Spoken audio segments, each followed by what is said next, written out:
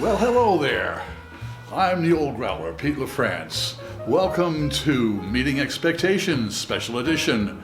Once again, we are the guests of Master Sommelier Fred Dex.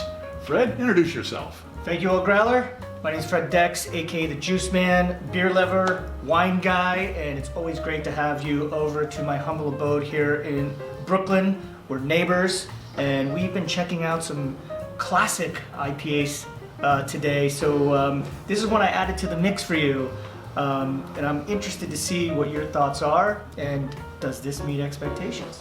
Well, let's take a look. What we've got is from Bell's, their Two Hearted Ale. Bell's Two Hearted Ale. And what do they tell us? They tell us it's an American IPA. Where does it begin? I'm going to start over here. A perfectly balanced, modest American IPA brewed with 100% Centennial hops. Great. A one-hop beer. I am dying to have a one-hop beer because that way you can really find out exactly what a hop tastes like.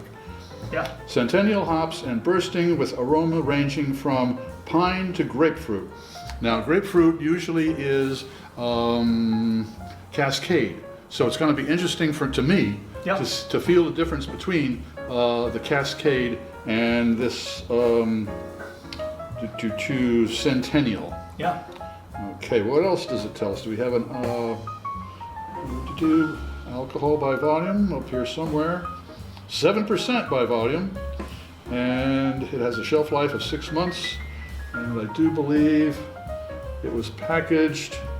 Oh, they're using the number of the day of the year, and I can't translate that, but it's definitely a fresh one here. So let's see, we're expecting an American IPA is a nice comfortable blend of the malt and the hop, and it's a single hop, Centennial. That's going to be really exciting to find out. So I'm expecting not a monotone on the flavor, but a benchmark flavor so that we can work with. Yeah. So Fred, crack this open. Let's check it out. See if it meets expectations.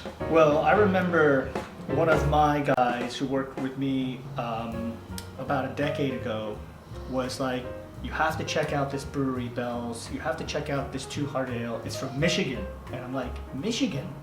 Of all places, because all the IPAs at that point were coming out of, California, this West Coast thing, maybe some stuff in Washington, some stuff in Portland, and then, the East Coast stuff started to happen, this sort of, maybe a few years later, but I was always like, what's the deal with this beer? And then when we finally got it, because at that time it was new, and they were just getting their feet on the ground. I thought it was pretty interesting. This is one in my rotation. So again, I have this rotation of some of the beers we tasted today: the Stone, the Sierra Nevada, Torpedo, and also there's a brewery called Founders that does just Centennial hop beer, which actually, we'll see what you think. I think it's a little not so much grapefruity. It's got more of that spice and pine and those things. So I'll be interested to see what you think. Well, this is an IPA. It should be served at cellar temperature. Let's see if it is cellar temperature. And it's just slightly above. It's 54 degrees.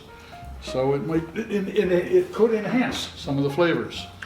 If you're the first time coming here, welcome, and don't forget to hit the subscribe button and the bell down there. That way you won't miss any of our presentations. And if you're a regular, welcome back. Okay, the first nose. Oh, okay. Okay, I have identified it now. Yeah.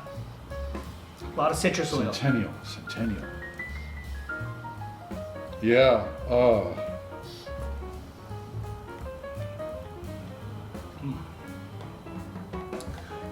Very interesting too. Some of the other beers we tasted had a little bit more head on it. The head was a little fluffier.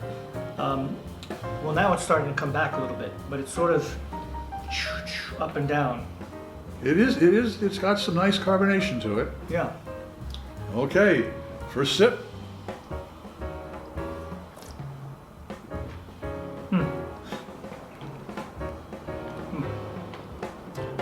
you could tell a bit of a difference from the West Coast Yeah. to, I guess you're now in the thing you're now in the Lake District of things up north, eh?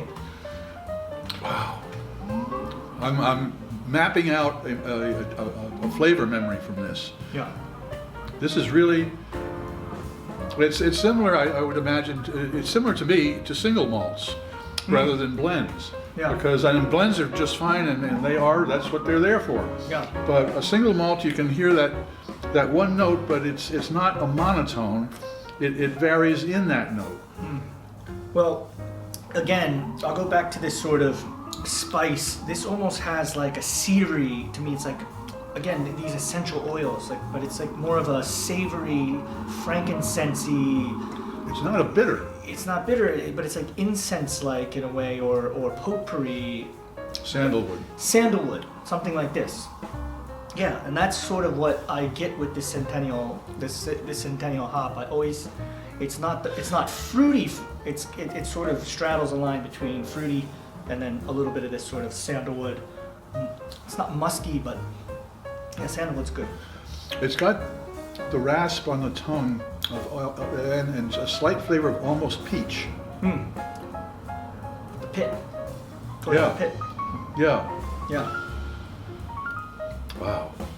Well, This is another one of my you brought all of my Go-tos. You have all my regular friends.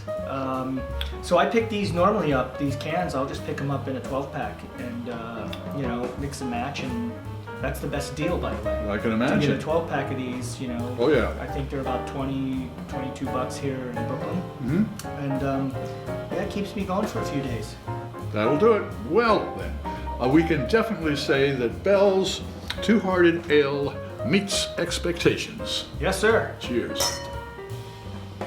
The Old Growler, hoping all of your beers meet expectations.